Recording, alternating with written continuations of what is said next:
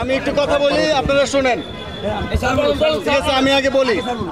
কেউ কথা বলি না, কেউ কথা বলি না। বসো বসো বসো, বসো, বসো বসো বসো, বসে যাও, বসে যাও,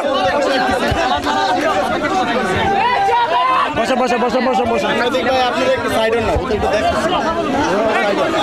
বসো বসো বসো।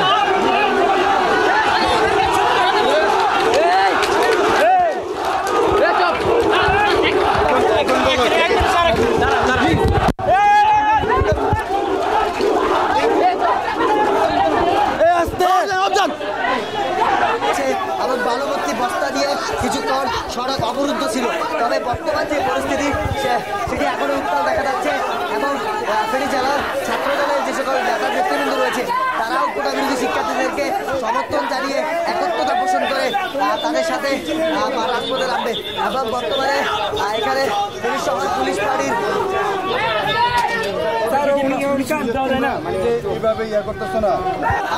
পরিস্থিতি বিরাজ করছে, দিচ্ছে কিছুক্ষণ আগে ছাত্রদলের মহড়া চলছে।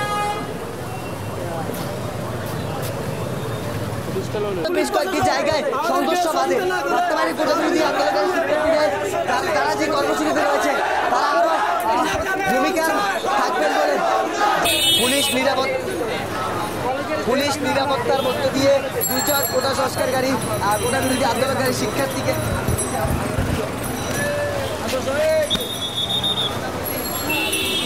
পুলিশ টাঙ্গুরের উদ্দেশ্যে নিয়ে যাচ্ছে।